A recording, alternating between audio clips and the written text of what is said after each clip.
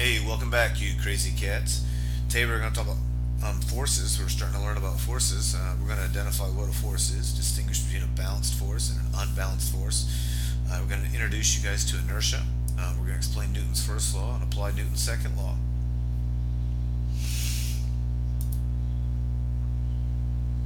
We'll even talk about the old, pull the, I can't think what it's called, out from underneath the dishes and how it works. Okay, concept of force and net force. A force is something that's capable of changing an object's state of motion, that is, changing its velocity. So, a force can change an object's velocity, which means it's either going to make it speed up, slow down, or change direction. Any particular force may not actually change an object's state of motion, as there may be other forces that prevent it from doing so. However, with the net force, which means the vector sum of all forces acting on the object is not zero, the velocity will indeed change. Which means, again, if there's a net force, meaning the forces aren't canceling each other out, it's going to cause an object to either speed up, slow down, or change direction. And that's what they mean by changing its speed. So in this first case here, we have what we would say is we have a person pulling to the left and a person pulling to the right. Notice by their vectors, they're in opposite directions, and they're trying to show us that the magnitudes are also opposite and equal. So what these forces are going to do to each other is they're going to cancel out. So in this case, the net force, alright, when you subtract these two, is going to be equal to zero. So there would be no velocity change, which means there'd be no change in direction and no change in speed. Down here at the bottom now, we have a smaller force pushing it to the left and a larger force pushing it to the right. So when we subtract these two, there is a summative force. There's a net force here actually acting on this object. And that's why we have net force here. So there would be an acceleration. There would be a change in speed or a change in direction. We distinguish two types of forces: a contact force such as a push or pull, friction, tension from a rope or string, and so on. A force that acts at a distance, such as gravity, the magnetic force, or the electric force. So, contact force meaning things that are going to touch, alright?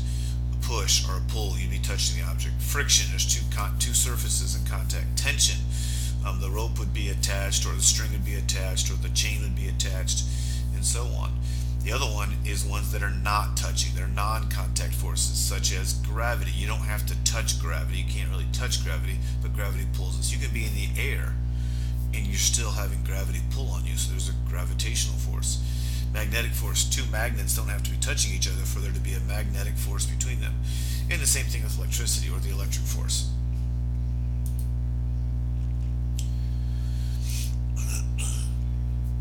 Alright, so let's get into this. Inertia and Newton's first law of motion. According to Aristotle, the natural state of objects was to be at rest, and if you got them moving, eventually they would come to rest again. Galileo did experiments rolling balls down and up inclined planes, and realized that in the absence of some kind of force, an object would keep moving forever once it got started. So we have these two different philosophers. One was Aristotle, and the other one was Galileo. Aristotle said the natural state of objects was to be at rest. Galileo did lots of experiments and said, that may not necessarily be true. If we get rid of this force that's acting on the object, it might keep moving forever once we got it started.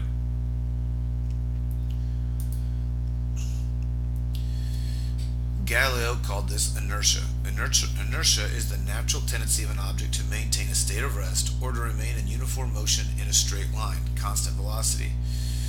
Later, Newton realized that mass is a measure of inertia.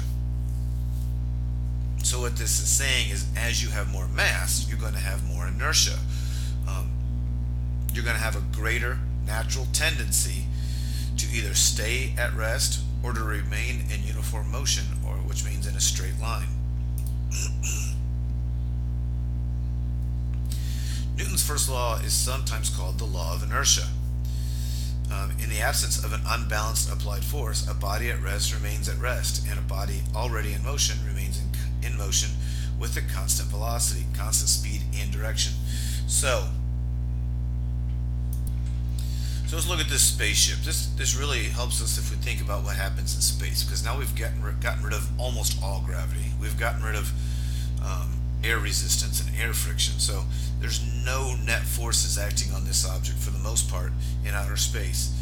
So if we get this rocket ship going, all right, at a certain speed, and then all of a sudden we turn off the afterburners, all right, well, in the absence of an unbalanced applied force, so there's no longer any force acting on this rocket ship, what's it going to do in outer space? Is it going to stop? No. What we would say, or what they actually use for a lot of stuff, movement in outer space, is this object's going to keep moving. So if it was going 500 miles per hour, it's going to continue going 500 miles per hour in a straight line. It's going to have constant velocity, constant speed, and constant direction, unless some other force were to act on it. Likewise, when you have a marble and it's sitting on the desk, it's going to stay sitting there. The only reason it would roll and fall off is if someone bumped it, or if someone were to change the direction of the desk and now gravity were able to get it to roll. It's going to stay put. Okay, let's talk about Newton's second law of motion. In here they have acceleration is proportional to the net force over the mass. And what this tells us here is if we were to, let's change acceleration into a fraction, meaning acceleration's on top and one's on bottom. Notice that the acceleration and force are both on top. So what this means is as the acceleration gets larger, for this proportion to stay proportional, the net force would have to get greater. Or as the net force gets larger, so would the acceleration. So what this means is we say acceleration of an object is directly proportional to the net force acting on it. Now, acceleration and mass, one's on top, one's on bottom. So what this means is they are inversely proportional.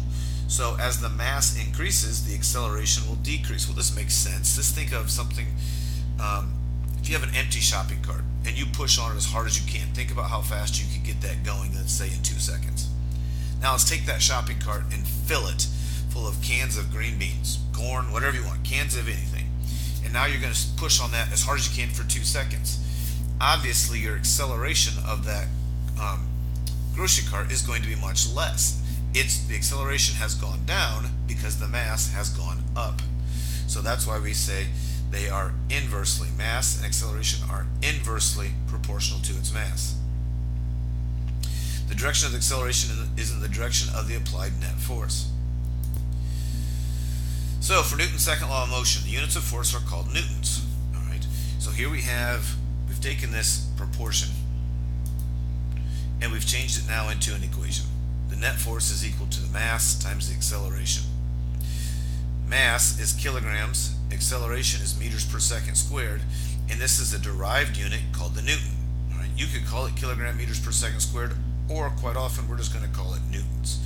So as you see here, we have a certain amount of force, we get a certain amount of acceleration. If we do twice as much force, we're going to get twice as much acceleration.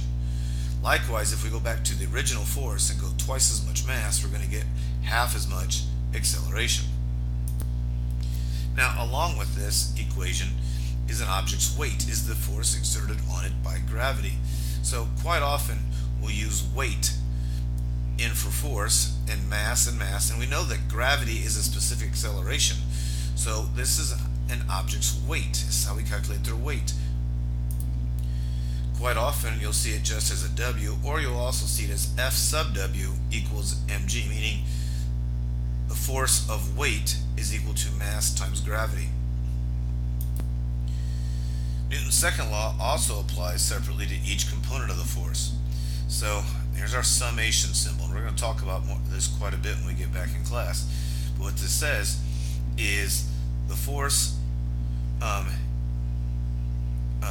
of x in the x direction plus the force of y in the y direction is equal to, well, force is m times a. So what they've done here is they've factored out the mass. All right, so they had m a in the x direction, ma in the y direction, because force is mass times acceleration. Force is mass times acceleration.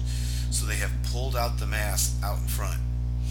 And what they're saying here then is that we can take this mass times any acceleration in the x direction and then also distribute it to any acceleration in the y direction, and that's going to give us our two summative, or our two components of force. Alright, we have a force in the x direction and we have a force in the y direction, and that's what this is showing us. We have a resultant force, or the net force, but it can also be broken up into its x and y components. And that's really all we're saying here with this. Alright, what did you learn? What is a force? How do we distinguish between a balanced force and an unbalanced force? What is inertia? Explain Newton's first law, and how would we apply Newton's second law? Well, go ahead and answer these questions. I'll catch you guys on the flip side.